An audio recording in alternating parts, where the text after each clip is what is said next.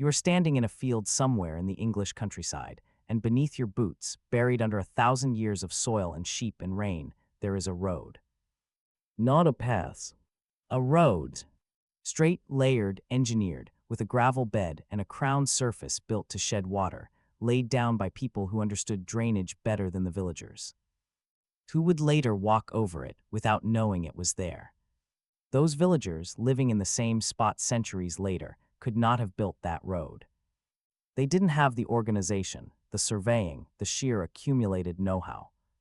The thing beneath their feet was better than anything they could make. And they had no idea.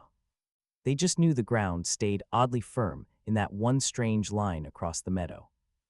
Think about what that means for a moment. Progress is not a staircase.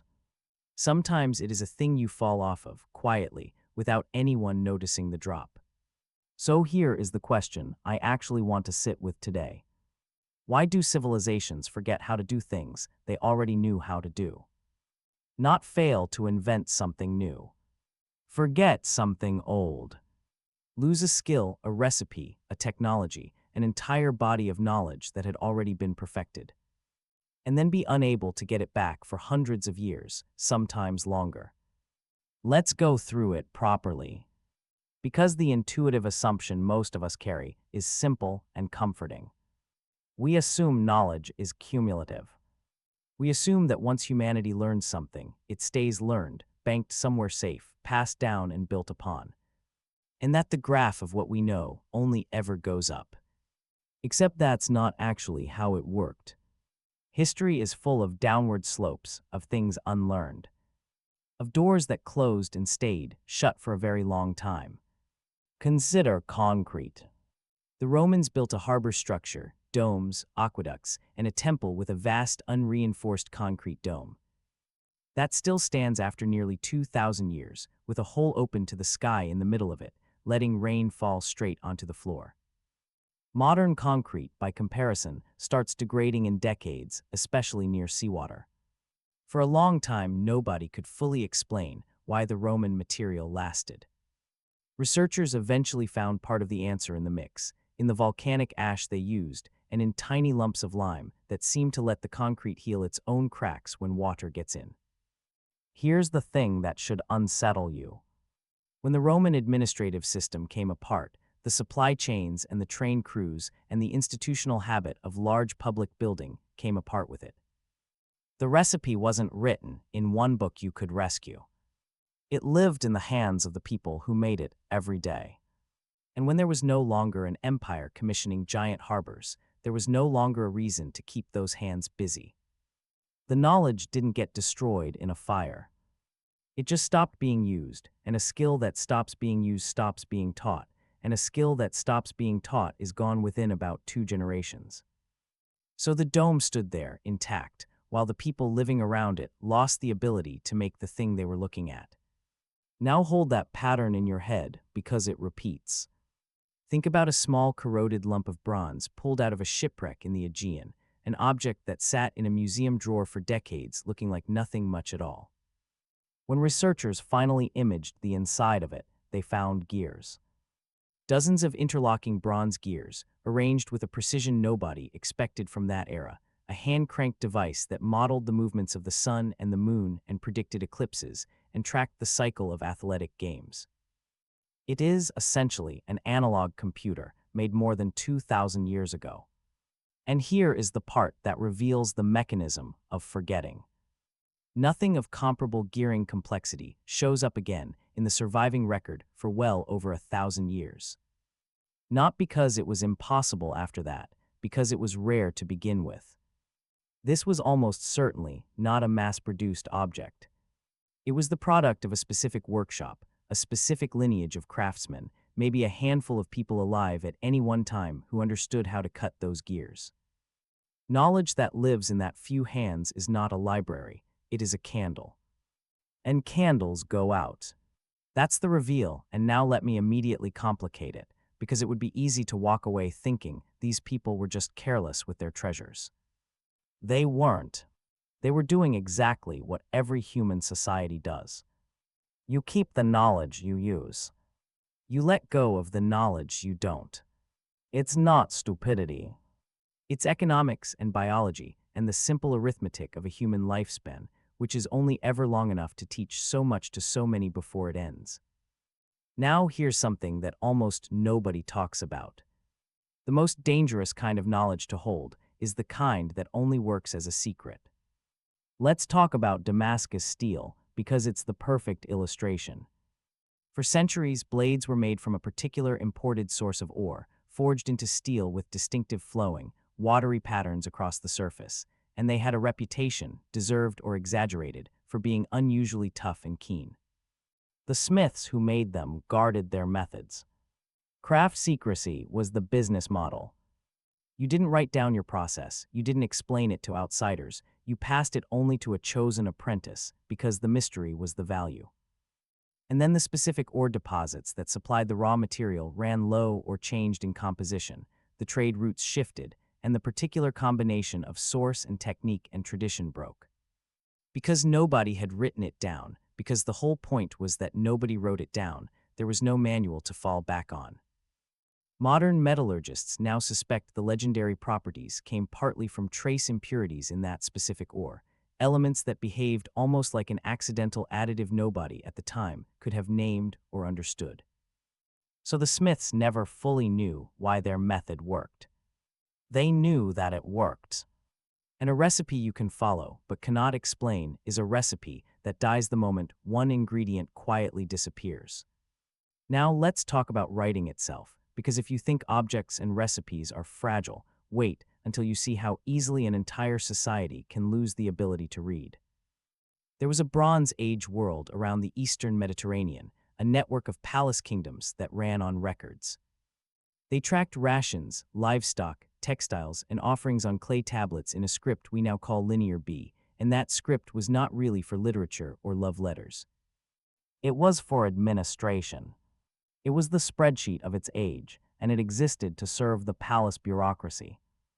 Then, across a span of decades, that whole interconnected world came apart. The reasons are still debated, and honestly we don't know with confidence, but the picture involves some combination of drought, disruption of trade, internal strain, and waves of upheaval, all landing at once. And when the palaces fell, the reason to keep records fell with them. There was no longer a central authority counting the sheep. So the scribes, the tiny literate class whose entire skill existed to serve that authority, had nothing to write and no one to train. Within a few generations, the Greek-speaking world could no longer read or write at all. An entire region went dark, textually, for something like 400 years. 4 centuries of people who spoke a language whose written form had simply evaporated from living memory. When writing finally returned to that world, it came back through a completely different alphabet, borrowed from trading neighbors, rebuilt almost from scratch. The old script sat unreadable in the ground until modern scholars painstakingly cracked it in the 20th century, meaning we, today, can read those tablets more fluently than any human could for the 400 years right after they were made. Sit with that. The knowledge wasn't hidden. It was lying right there in the dirt. But knowledge with no living reader is just marks on clay. Literacy is not a possession. It's a practice, and a practice needs a reason to keep being practiced, and when the reason vanishes, so does the skill, even when every physical trace of it survives untouched. Now, and this is essential, so I'm going to slow all the way down here, because it would be very easy to turn all of this into a tidy little tragedy, a story of golden ages lost and clumsy descendants fumbling in the ruins. That framing is emotionally satisfying and mostly wrong, and I don't want to sell it to you. Here's the honest complication. A lot of what we call forgetting was actually reasonable, even rational at the time. When a society stops maintaining giant public buildings, it's often because the enormous coordinated labor those buildings required also depended on systems that were, let's be blunt, frequently built on coercion, heavy taxation, and forced labor. The dome and the aqueduct are beautiful. The machinery that produced them was not always beautiful at all. So when a centralized system collapses, people don't just lose the engineering. They also, sometimes, walk away from arrangements they had every reason to walk away from. Smaller, more local, less monumental ways of living are not automatically a decline. They can be a rebalancing. The story isn't simply that dumb people lost smart people's things. It's that the conditions which made certain knowledge worth maintaining disappeared, and knowledge that isn't worth maintaining, by the cold logic of survival, doesn't get maintained. We should be careful, too, not to romanticize the lost thing just because it was impressive. Impressive is not the same as good, and a marvel built on misery is still built on misery. And there's a deeper humility required here, because the record we have is brutally incomplete. We see the objects that happen to survive, the ones made of stone or metal or fired clay, the ones that fell into a bog or a dry cave or the seabed at just the right angle. We do not see the vast majority of what people knew, because most human knowledge was never written down or built in stone in the first place. It lived in song, in gesture, in the specific way a grandmother's hands moved, in oral traditions and craft techniques and navigational skills passed mouth to ear for 100 generations. When those chains broke, they left almost no trace at all. So when we look at history and see a few dramatic losses, we are almost certainly seeing a tiny, tiny fraction of the total forgetting. The real number is unknowable, and it is surely staggering. So let's return to the central question. Why do civilizations forget things they already knew? The honest answer the evidence allows is not that people got dumber, and it's not that catastrophes simply erased libraries, though catastrophes certainly happened. The answer is that knowledge is not a thing you have. It's a thing you do. It survives only as long as it is practiced, taught, and needed, and it depends on a fragile, invisible scaffolding. The trade routes that bring the right ore, the institutions that fund the big projects, the surplus that frees a few people to specialize. The unbroken chain of one person teaching the next before they die. Pull out any one of those supports, and the knowledge doesn't dramatically explode. It just quietly stops. And here is the cruelest part of the mechanism. Nobody experiences the moment of forgetting. There is no day when the last person who knew how to make Roman concrete stood up and announced it. It's always gradual, always invisible from the inside. Always a thing you only notice generations later, standing in a field, feeling the strange firm line in the ground, and having no idea what it is. Now step back and look at the whole inventory, because this is the part that should reach out and touch your own life.